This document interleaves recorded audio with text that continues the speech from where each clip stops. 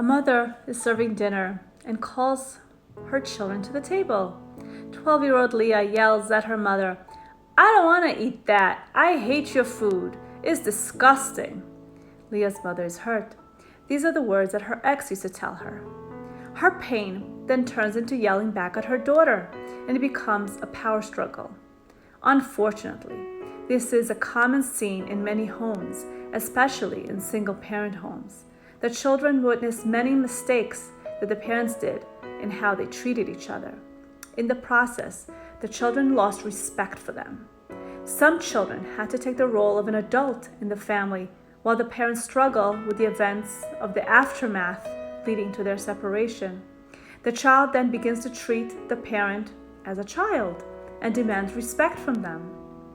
Our secular society teaches us to be more open and say whatever is on our minds and hearts without consideration of the effects it will have on the people around us. In the Gemara Masechta Sota, it says, "Chutzpah de'ikva Mashiach." There will be an audacity in the times of the coming of the Mashiach, where the young will embarrass the old and will demand respect instead of giving it. Girls will turn against their mothers, and daughter-in-laws will do the same to their mother-in-laws. Sons will embarrass their fathers. Parents often say, "I never dared to speak rudely to my parents when I was younger." We have stepped into these scenarios, and some of us have even forgotten what respect looks like. It is truly a challenge to raise children in our times. The one who created us foresaw the struggle that his children will face and gave us instructions on how to help us become ethical human beings. He saw the need to explicitly command respect and awe for both mother and father. No matter how dire and justified the reasons for the children to disrespect their parents, we, as children, must honor them. Adam and Eve had no parents. They were created as adults, and since we have their DNA, we must make extra effort to give their respect and honor to the ones who were partners with God in giving us life. Rav Ovadia Yosef teaches us that the commandment of respecting parents includes doing so in action, thought, and speech.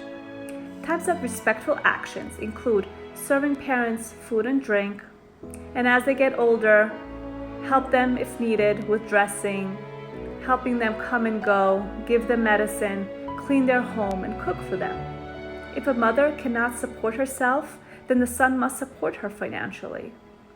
If both parents cannot support themselves, then the son must give to his mother first and then give to his father, as long as he has the means to do so. Example of respecting in thoughts includes not to have contempt in our hearts toward them. Realize that they did the best that they could with the tools that they had. So forgive them for their mistakes. We cannot honor them externally and see them as being unimportant. How do we honor in our speech? A child should speak with his parents in a mild tone of voice and in a respectful manner, as if he's speaking to a king. Also, children should speak in a bashful manner and not challenge them verbally.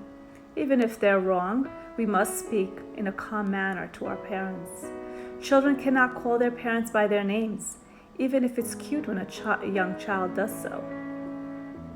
A disrespectful child is one who is mainly concerned with his or her own pleasures and needs. He isn't thinking of being kind. He feels entitled. He doesn't think of who takes care of him, who took care of him in his childhood when he was sick. Even a father who has abandoned his children, the child cannot be angry at his father and respect him regardless of his wrong actions. A parent who lost their capacity for a healthy state of mind, the child still needs to try to address them with love and respect. How can a hurt child still respect a father who isn't doing the role of what a father should be doing? How can a child show love to a parent who can't parent them properly? This is where faith kicks in. Trust that we are too limited in knowing the whole picture.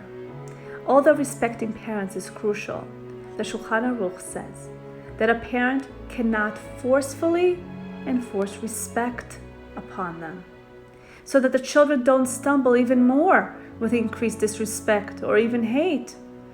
Rather, a good loving parent shall forgive them and not pay much attention to their wrongdoings. A parent has a choice to give up on their respect and forgive the child who disrespected them for the sake of their child, so that they're not going to be punished in the heavenly courts. It is taught that a person who relinquishes his respect, God will bring respect to him through other means. A mother who loves her child will not belittle her husband to her children so that they won't fall to the challenge of disrespecting their father. A father who loves his son will not belittle and tell their son of her misdoings, even if they are true. This becomes confusing. It's not even natural for us humans to respond to hurt from others. So how can we ask? How do we do it? How would God respond to this? That's what we need to ask. Since we are created in God's image, we have the choice to respond to challenging situations in supernatural ways. How do we respond differently than our animalistic instincts? We have the tool of learning God's 13 attributes of mercy. In Tomer Dvorah, one of the attributes that can be applied to the hurtful actions of a man is the 8th attribute of Yichbosh Avonotenu. He suppresses our sins. God keeps our good deeds close to him. He doesn't subtract from them when we sin. On the other hand, he suppresses our sins so that they do not enter his chambers, so to speak. Even though consequences follow our transgressions, he still loves us enough not to forget the good that we do. So too, a person must emulate this trait. A person should not suppress the good that a parent did for him and only remember the evil that was done. Rather, he should suppress the harm that was done and forget it, push it to the side, and remember the good. Some cases are more severe than others and require professional guidance on how to deal with a situation. But generally speaking, we still have to respect our parents.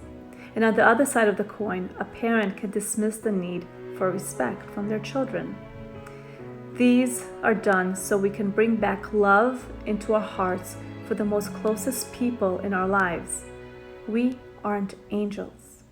We make mistakes. And remember that the ones in our immediate circles are also not angels, and that they also make mistakes, and we're all work in progress. So instead of waiting for the other person to change, we have to do our part as a child and give respect, and do our part as a parent and not demand it.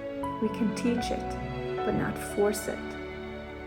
Best wishes, hoping you loving, peaceful days.